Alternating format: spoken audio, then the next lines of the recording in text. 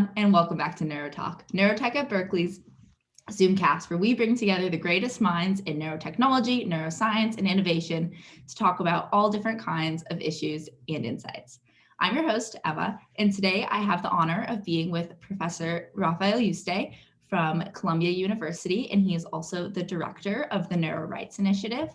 Thank you so much for being here. Thank you, Emma. I don't know about the great minds, but I'll do my best. We believe you are. So just kind of to get our audience acclimated, you've worked on a huge breadth of projects in the past decade relating to brain privacy, which eventually led to the birth of the Neuro Rights Initiative a few years ago. So could you kind of tell us about how that journey looked and how all these kind of stars aligned for this to come together?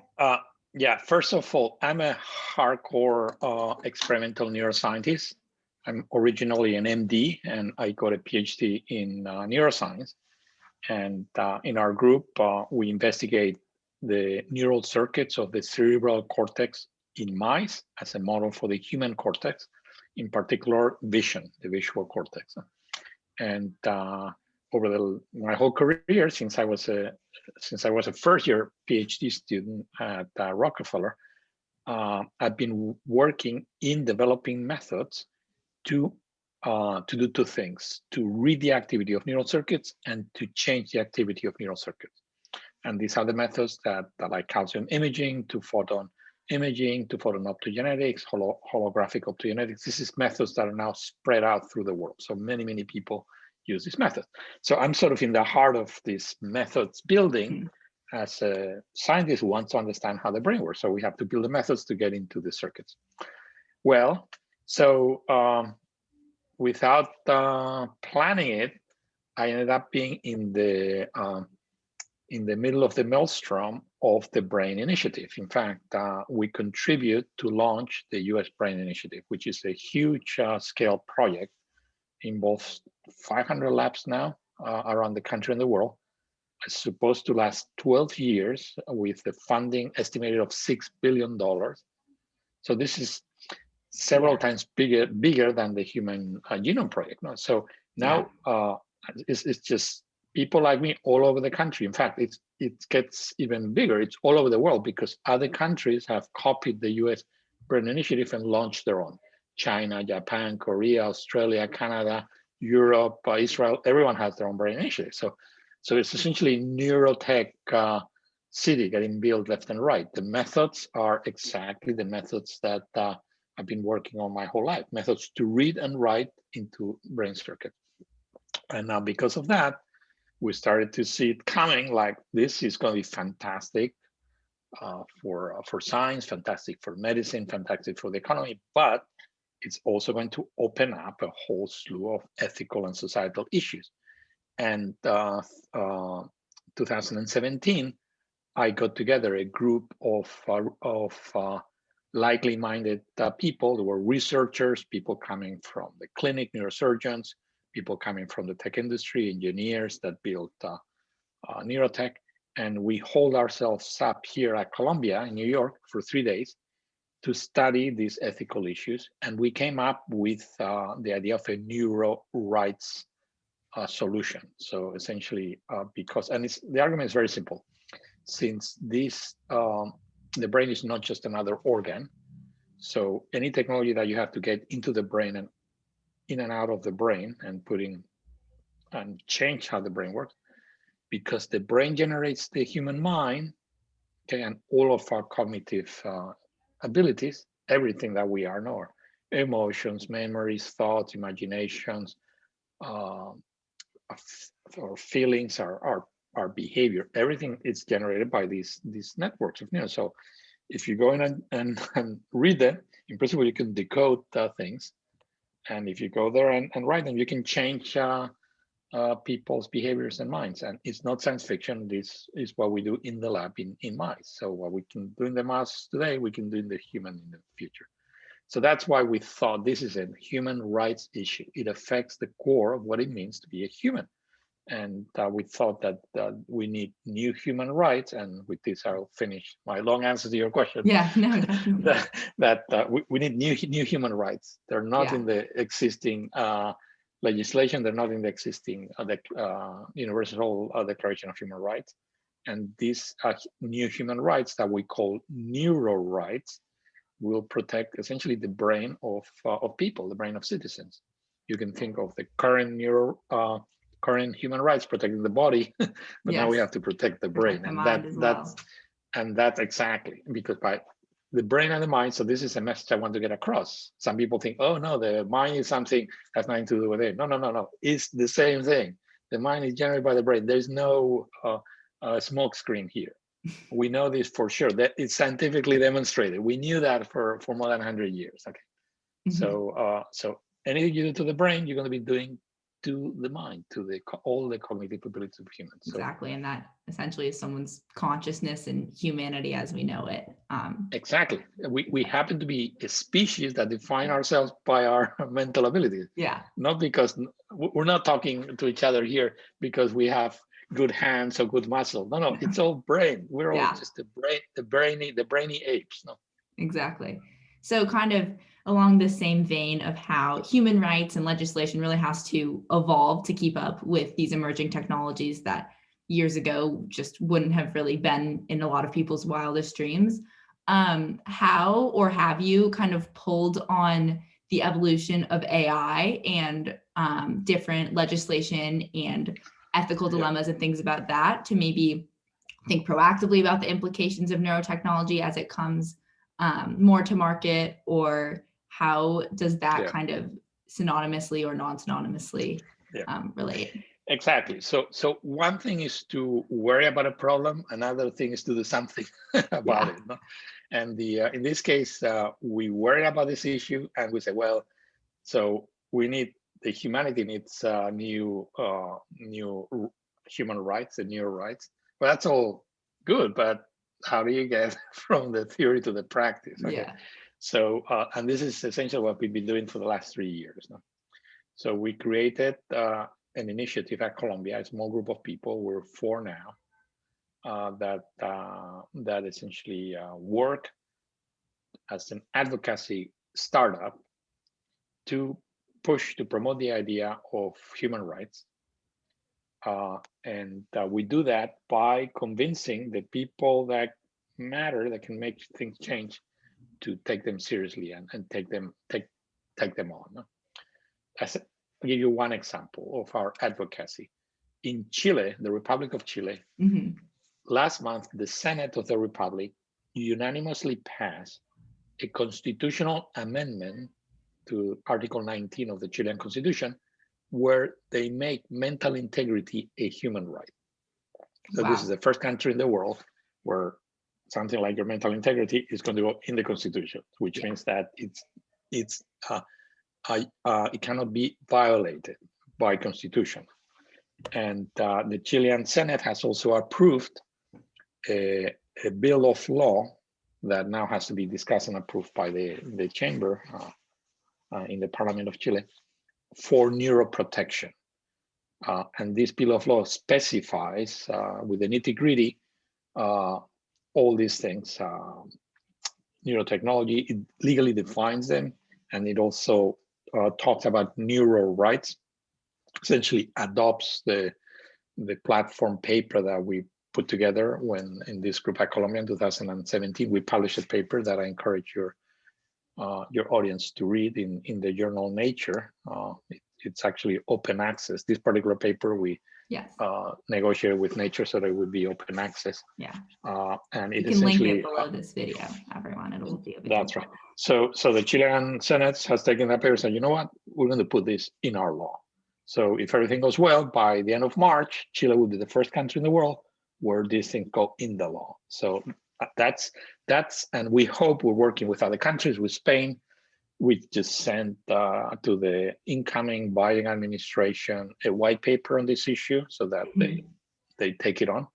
So this is all, and we're trying to work with the UN, also convincing the UN the UN is really who owns the agency that owns the Universal Declaration. Well, maybe they should just do something about it and get involved.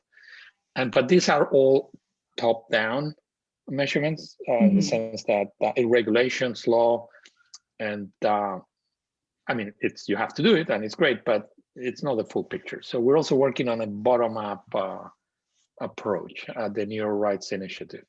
So, and this is copying the medical model. So you can think, we're not the first people that develop a technology that can be used for good and for bad. Yeah. This is technologies are neutral, and people have been doing this since the invention of fire. You can imagine the person that invented fire, the first thought like, oh yeah, now we can stay warm during the winter. The second thought, oh, now I can actually burn my neighbor's cave. Exactly. Whatever. So, so medicine, you can think of the medical technology as neutral. You can use it to help people or to hurt people. Okay, but guess what? For 2,000 years, every single medic in history takes the Hippocratic oath.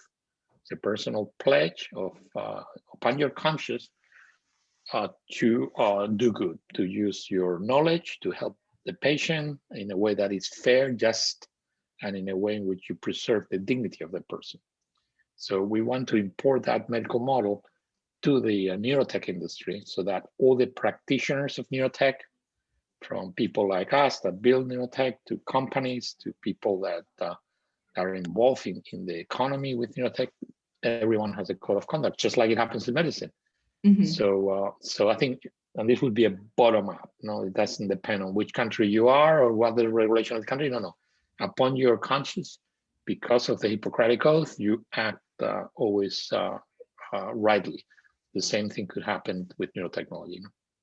Definitely. So kind of approaching it from both the top, but also implementing through the bottom. So eventually with kind of, touch my microphone, with not pressure, but with regulation and information on both sides, eventually there will be kind of more of a norm and mechanisms to make sure that it is this great, all these great things that we can do with neurotech are staying great things, so to speak. Yeah, actually, I mean, we really need people like you because we have to get our message across to the population. So we're trying to convince the people on the top.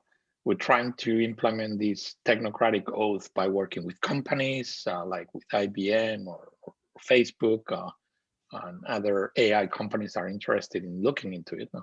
But the most importantly, we have to just get this information about the perils.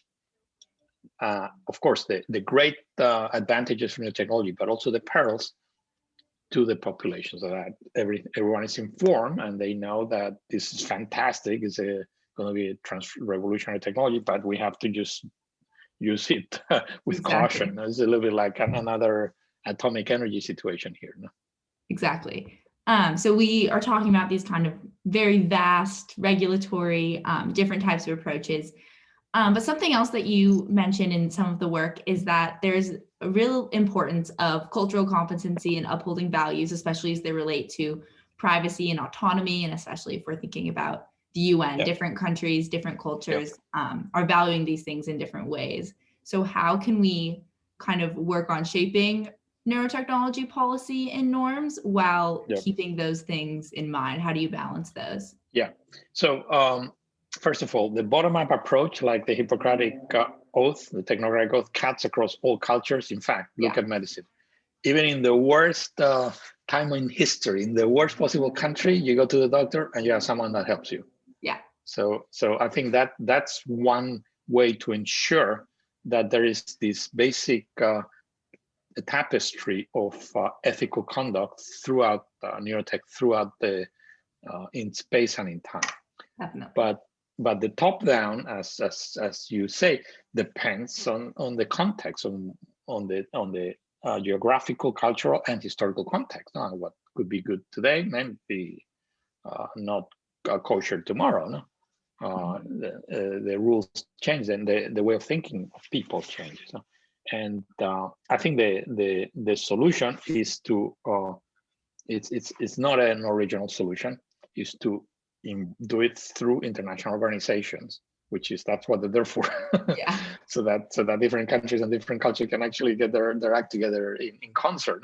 And for instance, this group that met here that generated the neuro rights, there were 25 of us, and there were people representing every single brain initiative from all over the world, all these countries that I mentioned. They had their representative there. And so this was something that was supported with a global coalition of actors. I think this is an example of how we can do it, and involving the UN would be ideal, because I think that's exactly the role of the UN. No, so the just like the thing I read that the Universal Declaration of Human Rights is the most translated document in history. So I mean, not everyone in the planet agrees with it, but it's as good as it gets in terms of getting a global agreement. So that's, we sort of hitch our wagon to that star. No, I think this is the human rights is sort of the universal beacon of moral codes in the world. Yeah, definitely. And so within this working group that you came together with for 3 days, it resulted in these 5 kind of key neuro rights that have been presented. And one of them I thought was really interesting is equal access to mental augmentation. And my question is, what was the argument or discourse around access versus like equal access to augmentation versus just limiting the capacity of augmentation itself? Yeah. So mental augmentation is going to happen whether we want it or not. It's unavoidable. And this is in Spanish, they have a saying, when something is unavoidable and you try to stop it, it's like trying to put a gate to the sea. It's like, no, it's just no way you can. So why do I say that's unavoidable? Because it's already started to happen, and neurotechnology has fantastic benefits.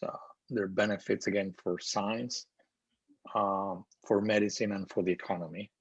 And in fact, just the medical benefits are so enormous that we are bound by duty.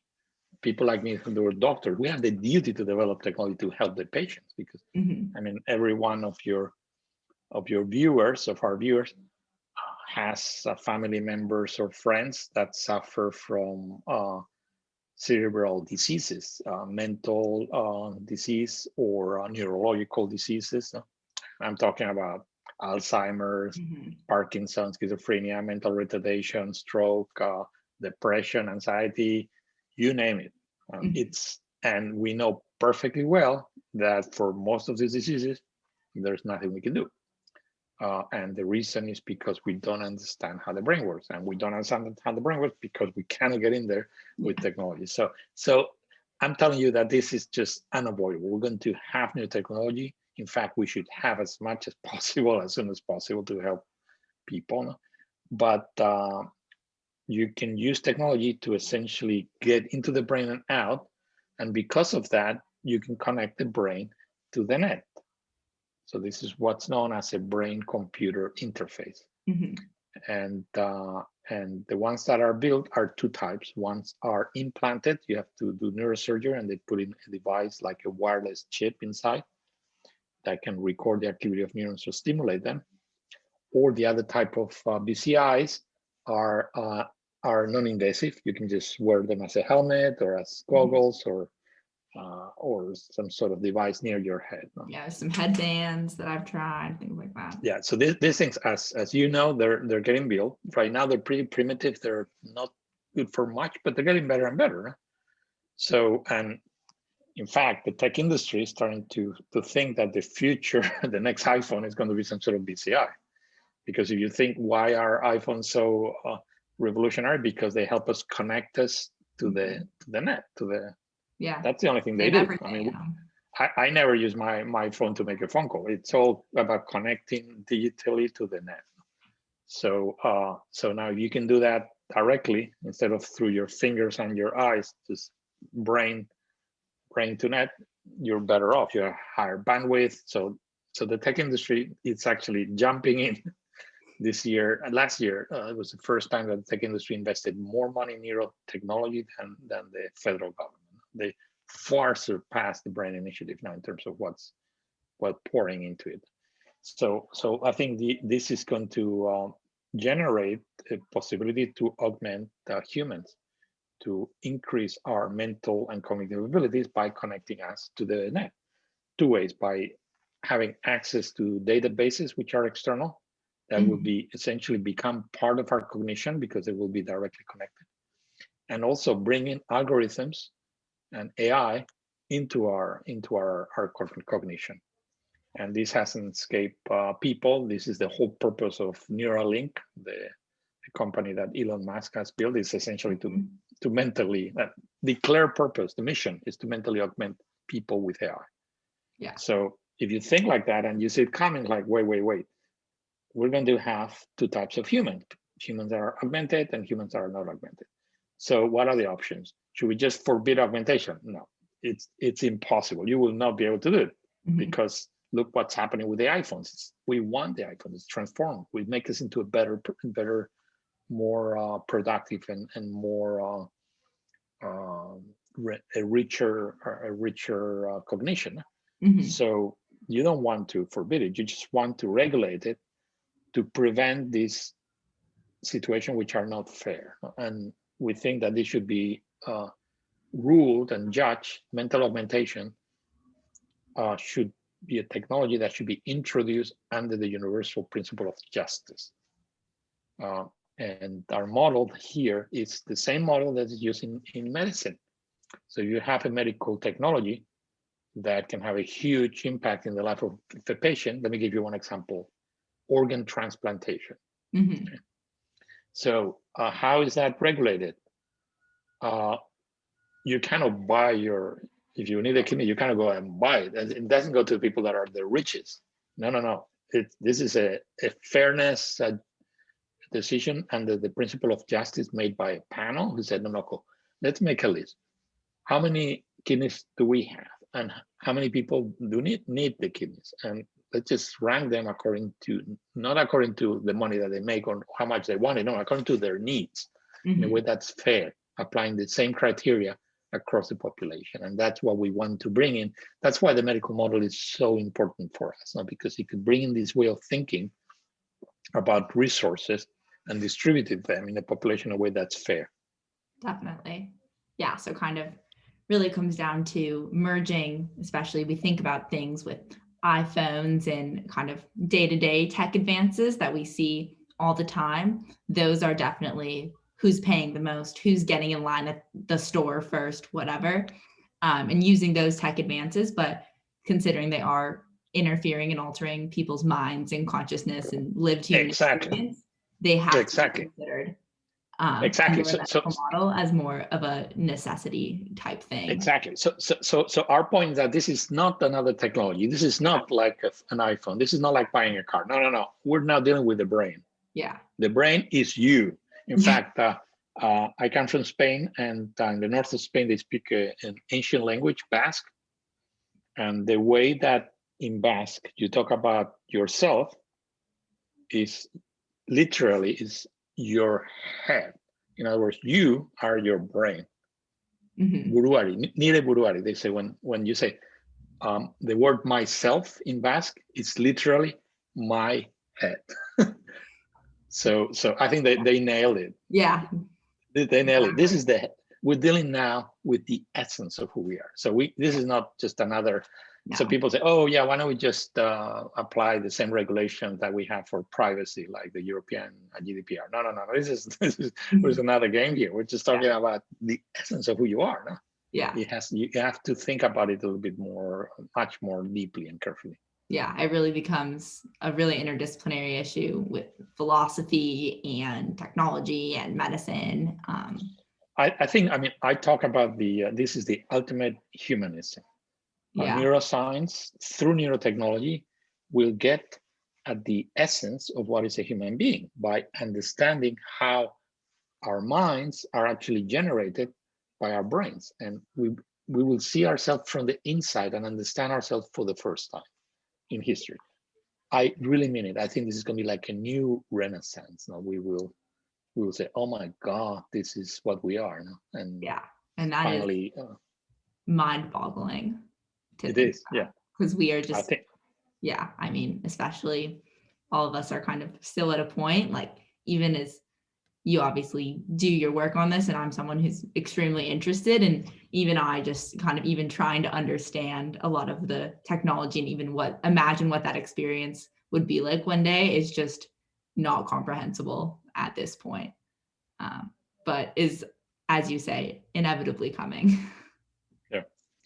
So I wanted to finish by telling your audience that if they're interested in helping with this crazy crusade to change human rights, they're welcome to join our Neuro Rights Initiative.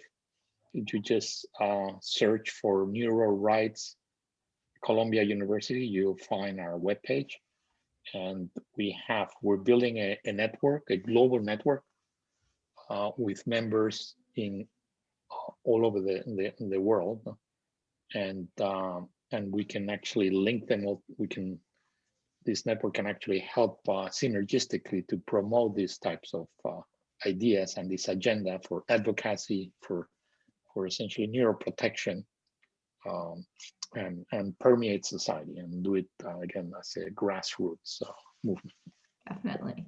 Yes. Well, we will have all the information about how you can learn more and get involved with the Neuro Rights Initiative linked below this video. Thank you so much for your time today, Professor Yuste. It was a joy and an honor to speak about all these really pressing, important things.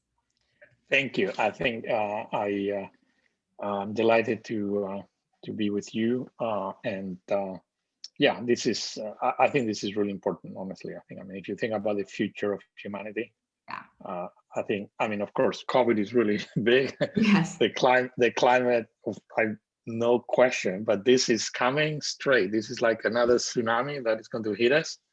We have to get ready. Exactly. Great. Thank you. Great. Awesome. Take care.